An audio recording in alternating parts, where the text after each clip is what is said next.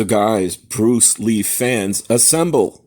Like the Avengers, if you're like me, it's hard not to keep watching and loving the awesome films the Little Dragon has given to us.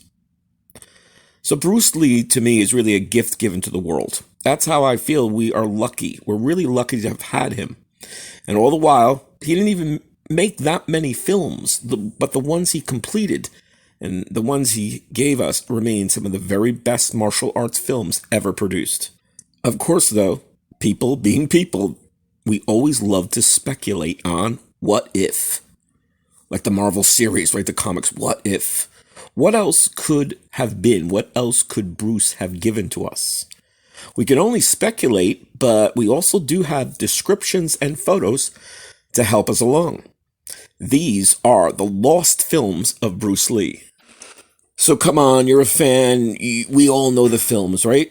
The Big Boss, Fist of Fury, Return of the Dragon, or Way of the Dragon, and of course, Enter the Dragon. And then we have the not finished by Bruce himself, but still, The Great Game of Death. So we know the existing films, the classics. Hey, you could even throw in Marlowe. That's a great one starring James Garner. Detective crime drama. While Bruce isn't a co-star, his scenes are, as usual, just as electric. Gotta check that one out if you haven't. Marlowe. Okay, we fans know all his movies. What about his TV shows? Now remember, Bruce guested on many, more than a few TV series. And of course, he starred in the Adam West and Burt Ward Batman show spin-off, The Green Hornet, as Kato. And in China, it was known as The Kato Show because Bruce was so popular.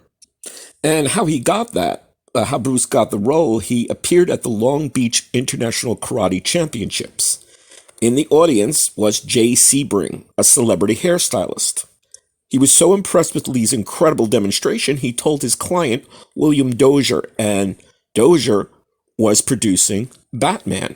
So this is what led to Lee getting the role of Kato on the Green Hornet. But at the time, they put Lee in that famous screen test. I don't know if you guys have seen that. It's great. And he's showing off his moves, and he's, kicking and sort of, fake punching to that older guy. And at the time, they were considering him for two shows, Charlie Chan's Number One Son and Charlie and Chan, another TV show. But that wasn't to be, didn't happen. Of course, Green Hornet did, and we're glad because it only lasted a season or so, but it's still a classic. Great episodes.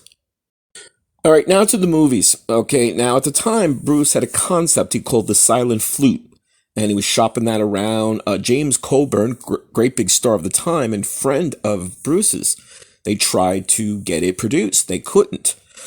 Ultimately, it became Circle of Iron. And that was, of course, much later on.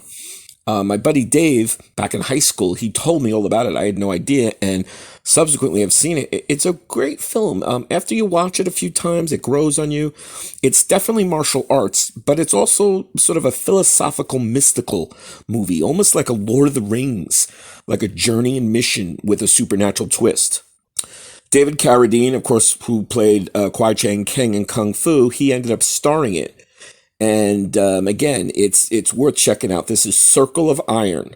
That's a movie that could have been or should have been a Bruce Lee film, but it became David Carradine's role.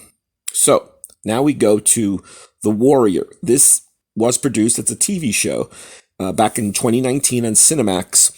And this was Bruce's original concept, which he shopped around, and some feel that is what became Kung Fu with David Carradine. But The Warrior was produced. It ran several seasons on Cinemax and I think Max, I believe. All right, another one, A Man Called Tiger. This was released in 1973, but Bruce Lee could have starred in it. They replaced him with Jimmy Wang Yu, at the time a really big star in China. He was upset, Bruce, because that was his rival. So he was like, I'm going to go and do Way of the Dragon. I'm going to write, produce, and direct this. So he just said goodbye. He didn't want to do A Man Called Tiger, so they got this Wang Yu, Jimmy Wang Yu. And finally, we have Dragon of Jade. This one is a big mystery. It's the one that keeps everyone guessing. What could it have been? We don't know. The most frustrating part is we don't know anything. We only have these cool photos. They were all shot at the studio.